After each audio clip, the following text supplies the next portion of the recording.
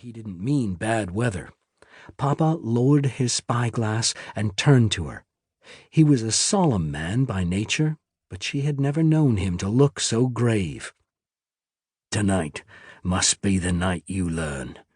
Joy instantly overwhelmed any nervousness. "I'm ready, Papa. I want to know everything."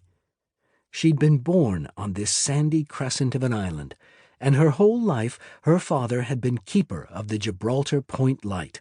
Even though she'd never been permitted to help, that privilege had always gone to Bernard, she was sometimes allowed to watch them tend the lamp. She knew how to replenish the whale oil and trim the wick. She understood the ingenious pulleys and gears that made the beacon revolve. The lighthouse itself felt like a vital gear in her own life. Just as the sun rose each morning, each night the lighthouse beam swept across her curtained window every 2 minutes. It was as fine a lullaby and guardian as any child could want. For as long as she could remember, she'd wanted to be a keeper. "You may not thank me," Papa said, "for the things I'm going to tell you." On the catwalk, she had a powerful premonition that her life was about to change forever. "You know that I tend the light, to warn ships away from the shoals," her father said, "to guide them into safe harbor. But there's more." Abruptly, as if he'd heard something, he turned. Following the beacon's beam, he lifted his spyglass to his eye. He did not hold the rail to steady himself, but stood with his legs wide, like a sailor balanced on the prow of a ship, awaiting a storm, or worse. "What do you see?" Rebecca demanded. "Quicker than I thought," he muttered. He held the spyglass out to Rebecca. "Look." Her hand shook as she brought it to her eye. "Do you see?" he asked. All she beheld was silvered water, glinting in the moonlight. Then the lighthouse beam picked out something bobbing on the surface. At first Rebecca thought it was a piece of timber washed out from the mill. Her stomach clenched. A body! Then the lighthouse beam had passed, and she saw only dark water. Where did it go? She shifted the spyglass to and fro, with no luck. "Wait for the light to return," said her father. When the beam swept past once more, the body reappeared.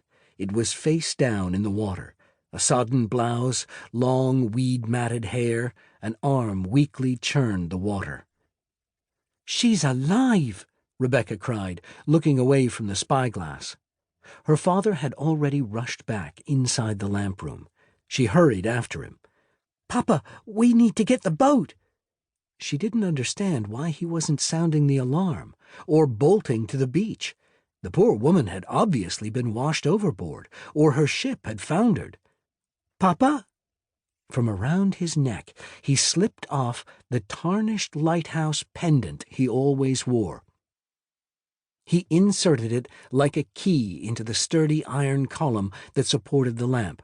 Rebecca heard the sound of metal pieces clicking into place. Suddenly, the lamp stopped revolving. From the sides of the column, 2 iron handles shot out with a clang. Gripping them, Papa swiveled the beacon, directing the beam as he wished. "I never knew you could do that," Rebecca exclaimed. "Go outside. Find her," her father instructed. Bewildered, she returned to the catwalk. Lifting the spyglass, she found the woman. Maybe Papa wanted to focus more light on her before the rescue. Both the woman's arms were paddling feebly, though her face was still submerged. "Is the light bright upon her?" Papa called from the lamp room. "Yes, but she's so weak." "Watch now." The woman lifted her head clear of the water and revealed her face. All the breath rushed out of Rebecca's body. It was like no face she'd ever beheld. The terrible eyes filled with such malice. The light was bright on the woman's face, and her eyes shut tight, and her tattered hands lifted as if warding off an attack. Holes began to open in her flesh. "The light's killing her!" Rebecca cried. "She's already dead," her father replied.